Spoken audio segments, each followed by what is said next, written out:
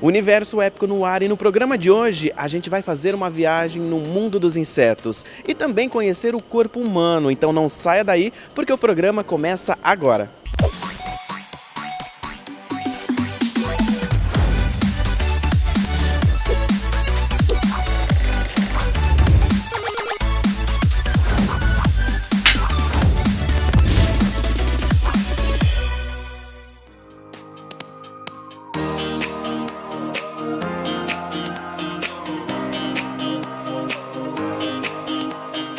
E o assunto agora é inseto. Então, se você tem insetofobia, olha só, muda de canal.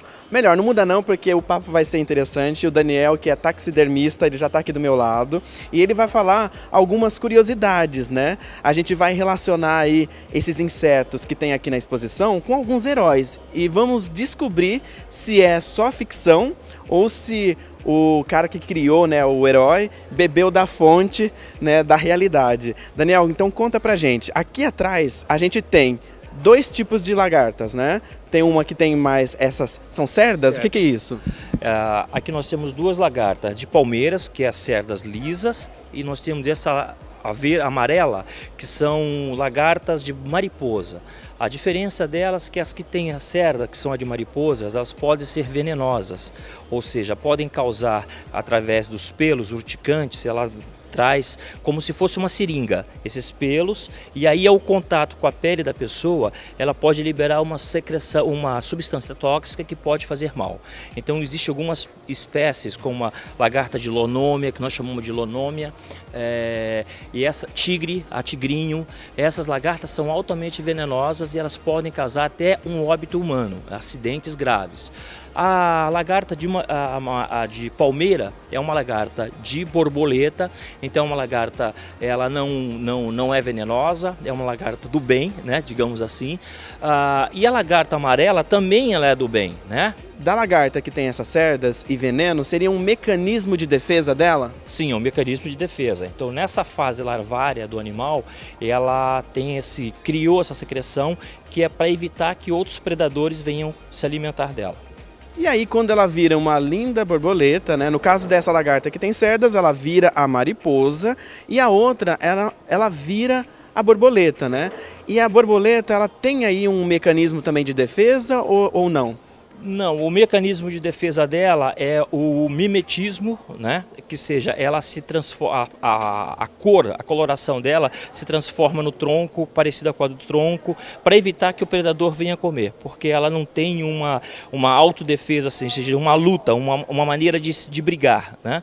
Então o mimetismo, que é a transformação da cor dela, na do ambiente, é a defesa dela.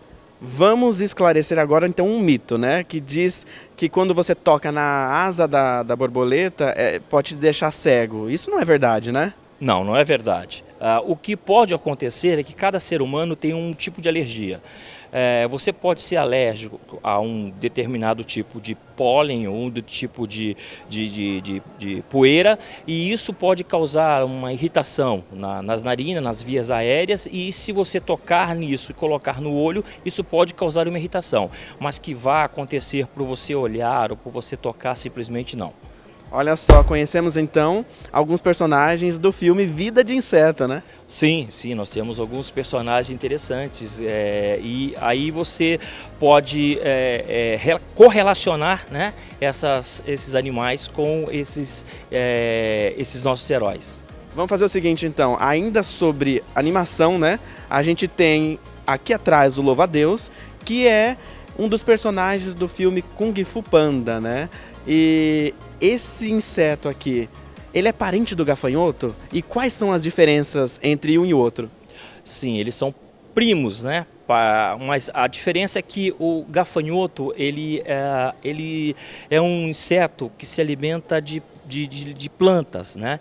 E ele ferozmente, um grupo de gafanhotos pode dizimar uma plantação, né? O louva-a-Deus é um inseto também que se alimenta não de plantas exclusivamente, mas de outros insetos. e ele tem algumas curiosidades, né? Quando se levanta com as asas dele, ele assusta um pouco os predadores dele. Quando vai brigar com outro inseto, ele se levanta com as patas deles e parece que está fazendo uma luta de Kung Fu. E olha só, tem uma heroína também, tem a Ladybug, né?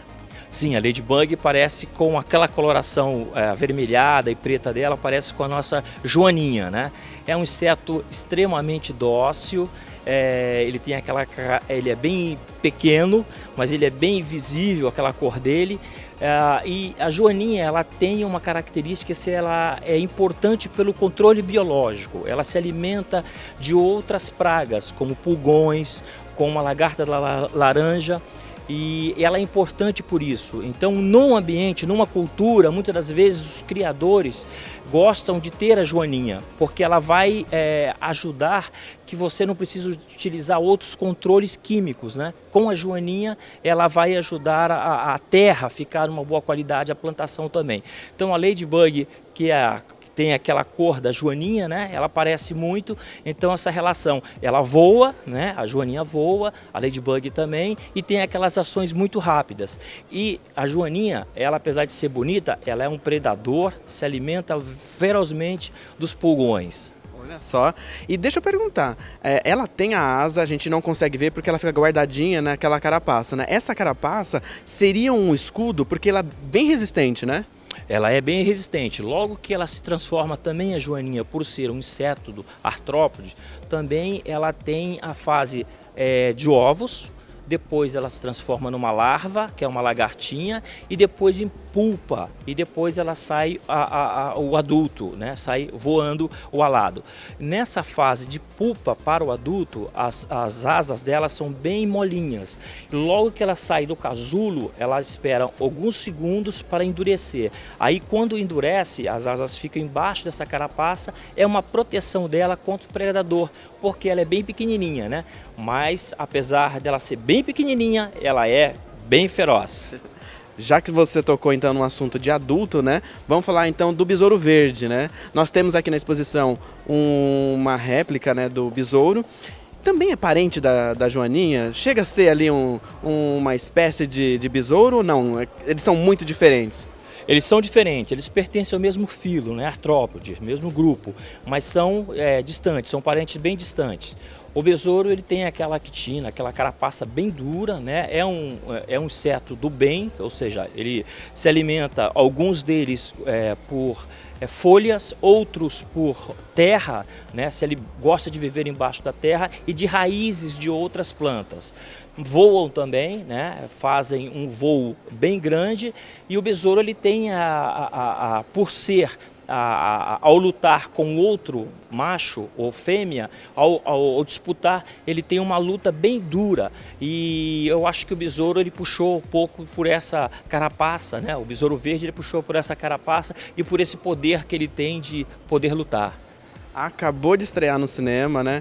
O Homem-Formiga, que agora ganhou uma parceira de luta, que é a Vespa. E aqui a gente tem abelhas, né? E a Vespa, ela é parente da abelha? Como é que é? Elas são parentes, né? Nós diríamos que são primas, né? As abelhas, elas são bem definidas como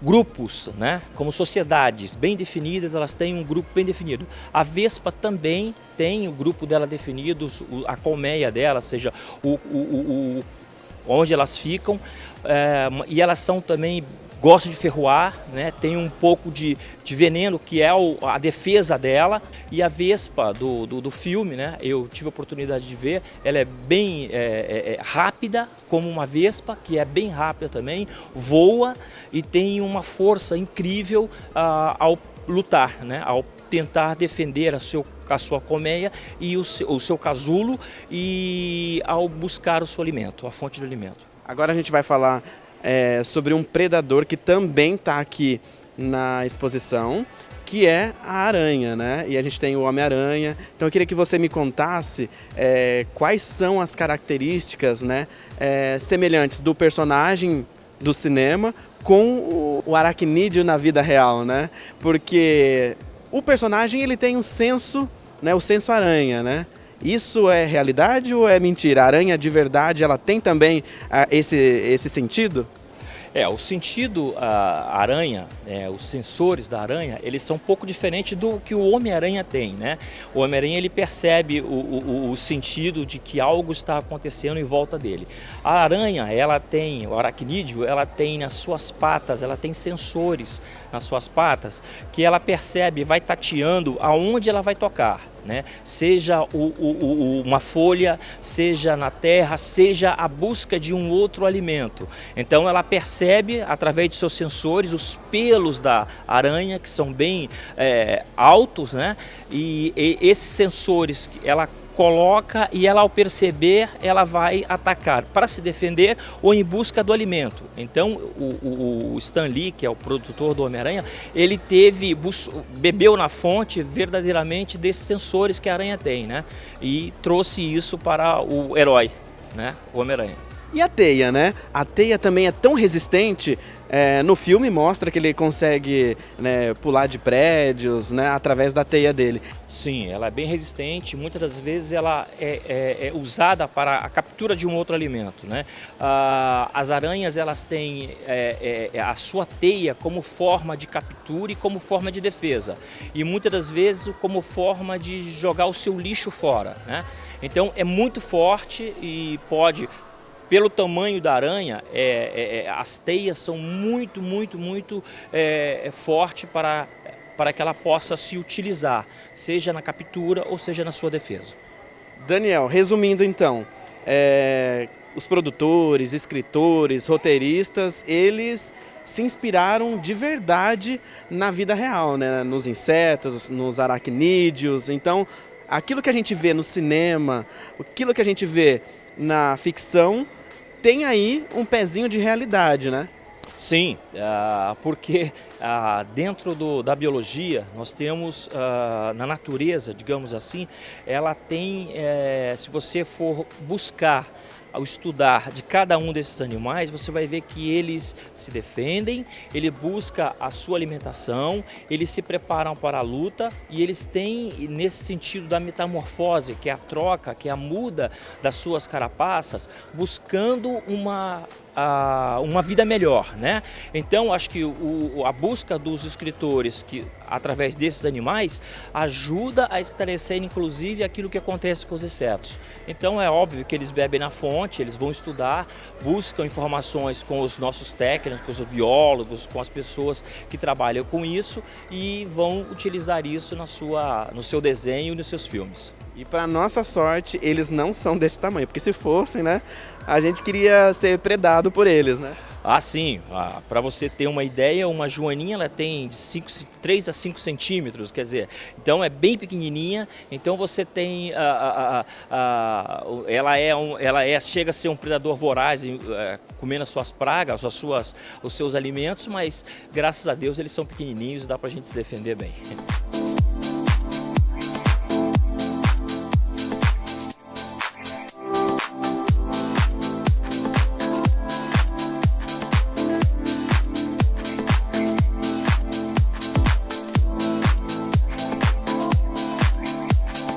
A gente vai para um rápido intervalo e no próximo bloco eu vou mostrar tudo sobre a exposição Maravilhas do Corpo Humano.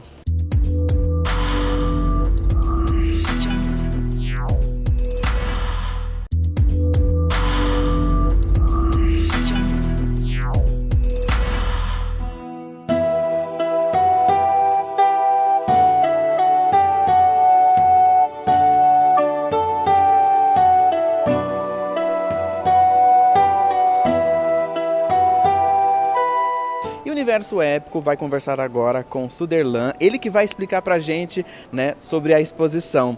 Conta pra gente, né, o que o pessoal vai encontrar aqui? Aqui eles vão encontrar uma arte inusitada. Aqui a exposição de corpos humanos reais. Aqui as pessoas vão conhecer essa máquina incrível, tão perfeita e tão misteriosa. Para você ter noção, ela é tão misteriosa que somente no nosso corpo tem mais de 321 mil quilômetros de vasos sanguíneos. Daí é só um pouquinho do que você vai conferir aqui.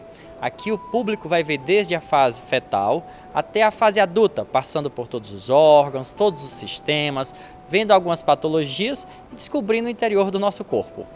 E aqui tem corpos reais, né? Humanos e tem animais também. Exatamente. Esse acervo ele é inédito, certo, aqui em Campinas, onde ele traz também corpos de animais. Aqui as pessoas vão poder observar a semelhança entre os seres humanos e os animais, a questão do respeito à vida como um todo. Infelizmente, algumas pessoas não diferenciam isso e nós queremos realmente homenagear a vida, tratando bem de todos, tanto da gente como dos animais. E precisa ter medo, Suderlan, porque quando você olha uma amostra dessa daqui, é meio impactante, né? Olha, algumas pessoas acham que vão encontrar um laboratório de anatomia, um necrotério. Não, gente, aqui você vai encontrar uma exposição bem artística. Os corpos estão em posições de atleta. Aqui nós temos, por exemplo, o atleta de tênis. Então, ela é bem tranquila, não tem o odor cadavérico por causa da técnica de conservação. Então, você vai vir aqui, você vai se impressionar, você vai se apaixonar literalmente. Vem muita criança, vem adulto, vem pessoa leiga, vem pessoa estudada, então venha conferir. E como que é essa técnica, né? Para chegar num corpo desse, é quanto tempo? E o que é utilizado? Olha, a técnica se chama plastinação, certo? Ela é do médico alemão Günther von Hagens.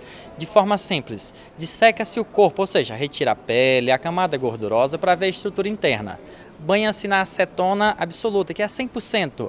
Aí vai desidratar o corpo e tirar todo o fluido corporal. Quando elimina o fluido, elimina o odor cadavérico. Aí banhamos ele no polímero de silicone. É uma espécie de plástico líquido. É isso que vai conservar a peça e a partir daí você pode transportá-la para todo mundo. É uma exposição que não é só para estudante ou apaixonados por biologia, é uma exposição para a família toda. Literalmente para a família toda. Quando as pessoas vêm aqui, elas acabam se conscientizando de alguns malefícios. Por exemplo, tabagismo, alcoolismo, sedentarismo. Então ela vai acabar cuidando melhor do seu corpo. E nada melhor do que você ver isso de forma real e impressionante. Conta pra mim, né? O que vocês já viram aqui, o que vocês acharam? Legal. Por quê? Ele falou como que funciona, que faz isso daqui, que é com líquido, que é no de verdade, só que aí pega a forma e tudo. Foi legal, ele explicando como funciona fazer tudo. É impressionante você imaginar que é uma pessoa de verdade que tá ali dissecada? Sim, você nem imagina que tem tudo isso dentro do corpo humano, sabe? É muito legal. E você fica... As pessoas que vão vir, né, acompanhar a exposição, o que você fala para elas? Dá para ter medo? Não é legal? O que é? É legal, eu me assustei um pouco no começo, porque o olho dele parece que ia mexer, mas é legal. E você? Como é que foi a experiência aqui? Foi legal. Eu nem imaginava como que fazia essas coisas e como que era. De tudo que você viu aqui, qual que foi o mais interessante? Dos animais. Eu não sabia como que funcionava. Rebeca, então conta pra mim, do que você passou por aqui na exposição, o que você achou mais interessante? Olha, a experiência de conhecer o corpo humano, de conseguir olhar tudo de pertinho, é uma coisa impressionante. Eu fiquei impressionada com tudo isso. É lindo de ver, coisas que eu aprendi aqui, magníficas, adorei. Muito bom. Uma coisa é você estudar na escola, né, nos livros, ver imagens, outra coisa é você ver de pertinho, né? Totalmente diferente, totalmente diferente. Se a gente tivesse a oportunidade de ter essas aulas, como tive a experiência de conhecer aqui pessoalmente, acho que a gente aprenderia muito mais do que só na teoria. Na prática, acho que seria 100%. E o fato de ser um corpo real, né? Isso choca ou passa tranquilo? Quem tiver medo não tem que vir? Pra mim passa tranquilo. Eu adorei ver, gosto muito desse corpo humano. Como é que eu vou me explicar aqui? Eu adoro, eu sugiro muito, super recomendo, é muito interessante. Professor, o que você achou da exposição? É uma exposição que mistura conhecimento, né, da técnica e arte, porque a exposição ela pode ser considerada uma exposição de obra de arte. O trabalho é magnífico e realmente não interessa se a pessoa é admiradora ou não da anatomia, né, simplesmente. Mas para quem gosta de arte também é uma exposição a ser visitada, sim, com certeza. De tudo que o senhor viu aqui, o que foi mais legal? As peças que mais me chamaram a atenção foram as que eles deixaram só a parte de veias e artérias mostrando, né? A perna inteira, o braço inteiro, as mãos, somente sem a musculatura. Assim, isso foi magnífico, né? A quantidade de veias, eu comento isso muito com os alunos, né? Como que o coração tem que fazer essa força para jogar, para tantas veias capilares e tal, e a gente fica tentando fazer com que eles imaginem isso, né? Que a hora que eu cheguei aqui, eu falei, pô, é isso aqui que eu quero que eles vejam, né? Então, se as escolas tiverem oportunidade de trazerem, infelizmente está de férias, mas se tivesse a oportunidade de trazer os alunos para cá, as crianças, as pessoas que estudam isso, realmente é magnífico. É uma oportunidade única de conhecer o corpo humano de pertinho, né? Cara, sem dúvida, é uma experiência muito legal mesmo.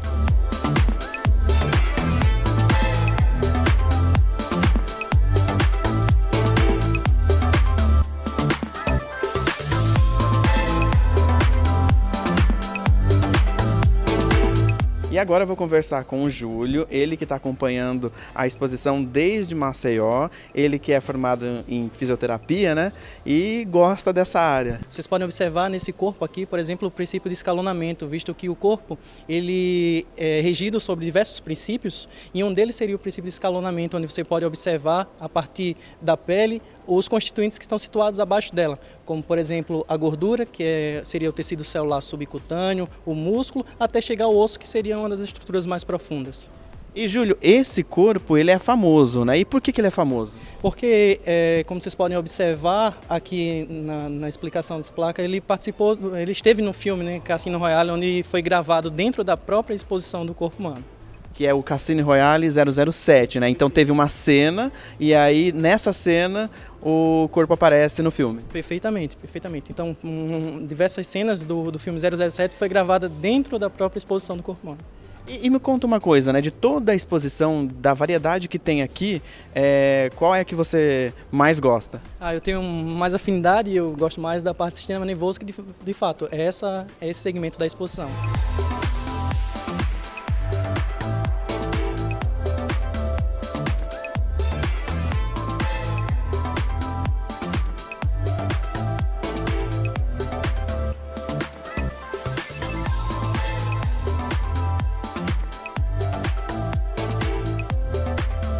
Ponto final no Universo Épico de hoje. Na próxima semana eu volto com muito mais. Tchau!